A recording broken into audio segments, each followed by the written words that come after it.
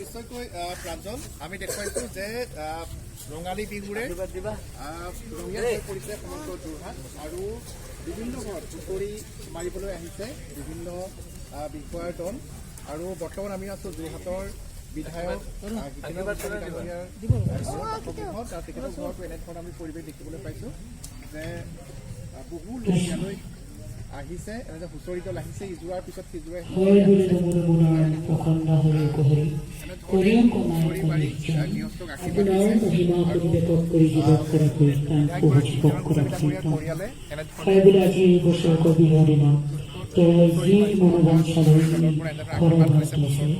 সেই মনোবাঞ্ছা পূৰ্ণ হ'ব লাগে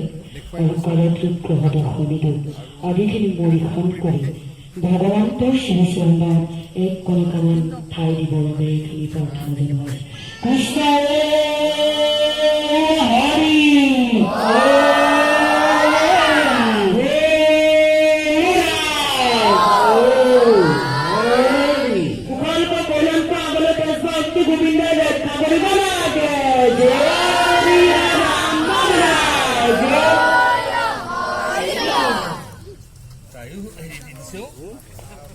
আৰু আমি দেখুৱাইছোঁ যে পৰম্পৰা অসমীয়া পৰম্পৰা ৰক্ষা কৰি এনেধৰণে গৃহস্থক আশীৰ্বাদ দিয়ে আৰু আমি জানিব বিচাৰিম যে কিমান হুঁচৰি আহিলে আজি দিনটো